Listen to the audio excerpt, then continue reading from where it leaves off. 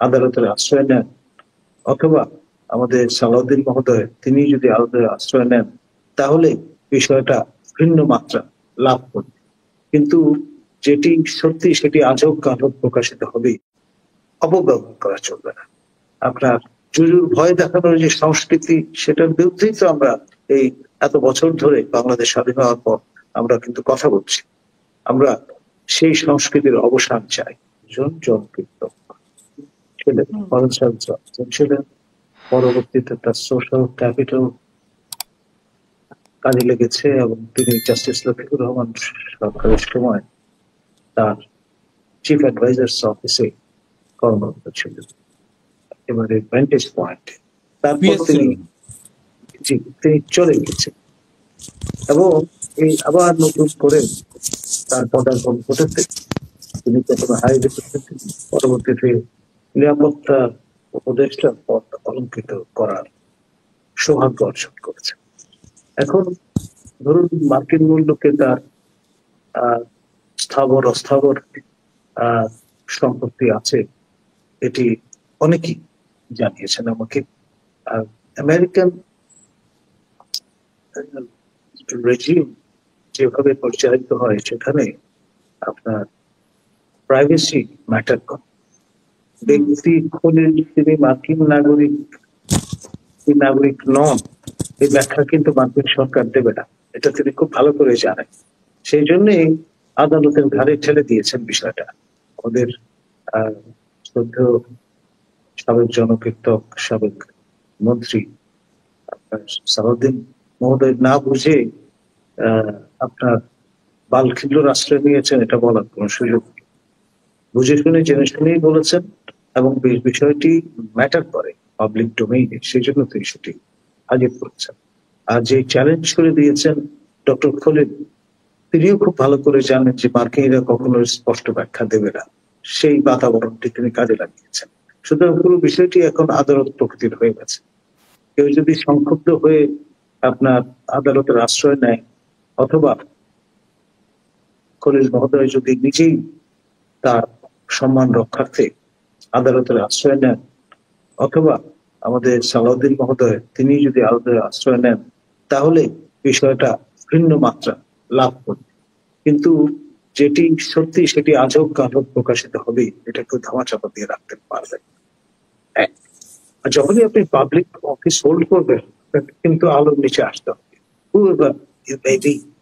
আমরা তো প্রফেসর ইউনুসকেও আমরা তার বিভিন্ন কর্মকাণ্ড নিয়ে আলোচনা করছি, তিনি সমালোচনার ঊর্ধ্বে নন, এবং এটা মেনে নিয়েই তাকে দায়িত্ব নিতে হয়েছে। আর যেটি রুটিন দায়িত্ব, সেটি এখন আপনি যদি প্রলম্বিত করবার চেষ্টা করেন, মৌলিক সিদ্ধান্ত নেওয়া শুরু করেন, তার মানে আপনি আপনার এখতিয়ারের বাইরে গিয়ে কাজ করছেন। ফলে তার দায় আপনাকে নিতেই হবে, আজ হোক আর কাল। ক্ষমতা চিরস্থায়ী নয়, মৌরসিক পাট্টা। আর এটা জিজ্ঞাসা চরিতার্থ করার কোনো মাধ্যম হতে পারে। আপনি যেহেতু নিগৃহীত হয়েছেন, সুতরাং এখন আপনার সুযোগ এসছে, আপনি প্রতিশোধ নিচ্ছেন। No, that shouldn't be the spirit.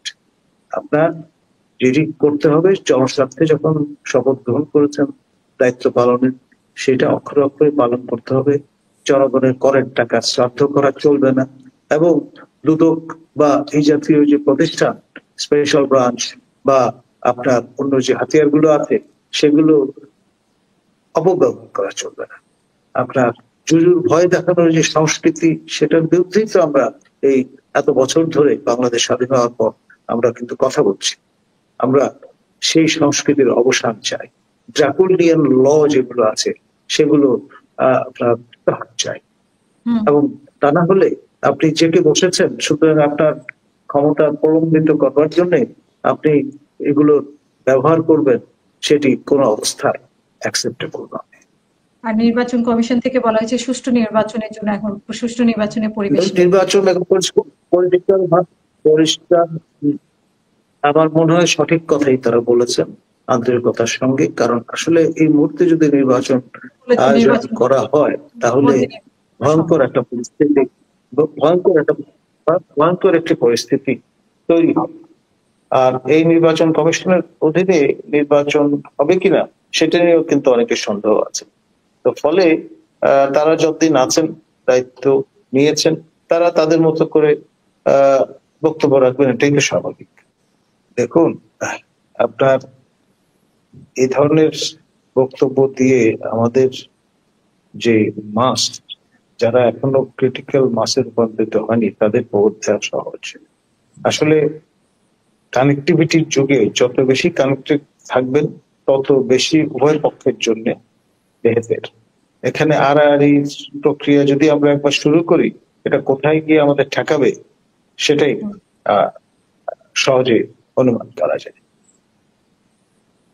দেখুন, আমাদের শ্রদ্ধেয় অগ্রসরপতি পাটোয়ারি মহোদয় খোলামেলা ভাষায় এবং খালেজ দিলে যে আহ্বান জানিয়েছেন, তাতে যদি প্রফেসর ইউনূস সাড়া দেন, তাহলে তিনি বাঁচবেন, দেশও বাঁচবে। তা না হলে কপালে সবার খারাপই আছে।